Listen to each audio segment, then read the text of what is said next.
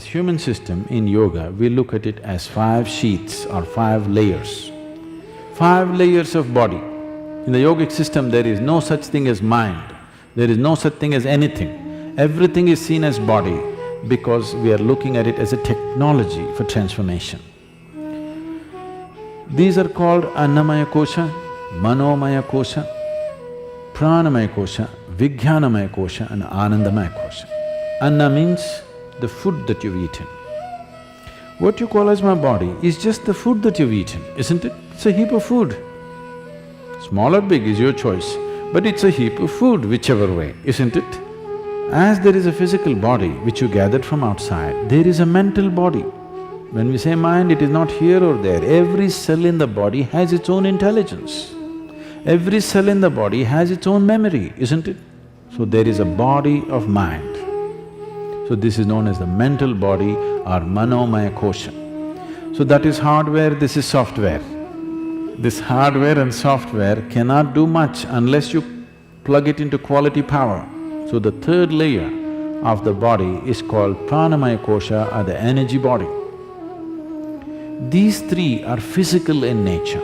The next layer of the body is a transitory body, which is known as the Vijnanamaya Kosha. It is a transitory body. From physical to non-physical, it's transiting. It does not ascribe to any of the physical qualities, but at the same time it has not become completely non-physical either. The fifth one is called as Anandamaya Kosha. In English language, it translates into as bliss body. Bliss body does not mean there is a bubble of bliss inside you. We are calling it bliss body because in our experience, whenever we touch it, we become blissful. So we are calling it bliss body. That's not its nature, that is what it causes for us. It is a non-physical dimension which is the source of everything that is physical. If you align the physical body, the mental body and the energy body in proper alignment and balance, there will be no physical or psychological ailments within you. It is just a disaligned state which causes all kinds of problems. When body comes to a certain ease, there is no dis-ease. So if you align these things, only then you have a passage, you have a possibility of touching the Anandamaya Kosha where blissfulness becomes a natural process. It is not that you're blissful about something, you're just blissful because that is the nature of life.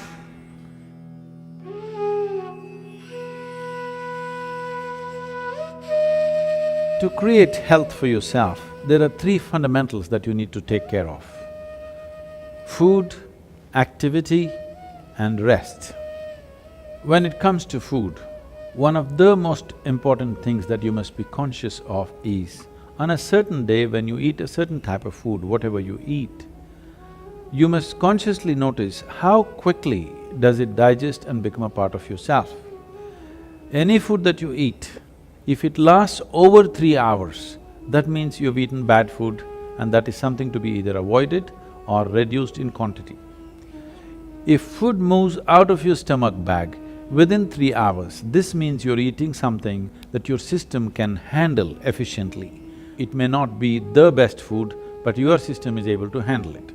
And between one meal and the next meal, if you create a clear gap of 5 to 6 hours, and in between if there is no other ingestion, you will see the cleansing process in the system on the cellular level, cleansing will happen. This cleansing on the cellular level is most important and significant for a healthful life. So between meals there must be at least 5 to 6 hours of space. If you're over 30 years of age, 2 meals a day, 2 good meals a day will suffice. One in the morning and one in the evening. After the evening meal, before you go to bed, there must be a minimum of 3 hours, and if there is a certain amount of physical activity, not necessarily very heavy or strenuous activity, just simple walking or maybe a dance or something like this, create something for yourself where about at least 20 to 30 minutes there is some physical activity after the evening meal. If you do this, largely your system will be healthy. If one goes to bed with food still inside the stomach bag, a certain level of inertia is generated in the system. This inertia, physiologically, it's like accelerating towards death. Death is ultimate inertia, and if you go to bed with stomach full, one thing is it generates inertia, another dimension is the stomach bag is full means it will create pressure on other organs in the abdomen region. This will also lead to various kinds of health issues. It's very important when you go to bed, again, food has moved out of the stomach bag, that the bag is not heavy to put pressure on. As you sleep in different postures, it should not be putting pressure on the rest of the organs. When it comes to activity, in this brief time, I don't want to give you an exercise regimen. The simple thing that we need to understand is, our body is capable of bending forward, bending backward and twisting sideways on either side. This much activity must happen, whatever we do, in whatever form. If you do classical Hatha Yoga, that is the best way to do it, scientific way of doing it. If that is not yet in your life, you must somehow make sure every day you bend forward, backward and twist both ways and squat so that stretching of the spinal column will happen. This much activity is a must for everybody on a daily basis if we want to keep the entire system in a healthful state, particularly your neurological system, which will be an issue as one ages. The volume of rest that an individual needs is determined by various factors. One important factor is the type and the volume of food that one consumes. When I say the type of food, you must experiment with foods and see what type of foods cause maximum heaviness within you, what type of foods will leave you light and agile. If you make sure at least 40% of your diet is fresh vegetables and fruits, you will see the lightness in the body will come, because what the body needs is restfulness, not necessarily sleep. Most people understand that sleep is the only way to rest. No. As you sit and stand, you can either be restful or in a state of agitation or in a state of inertia.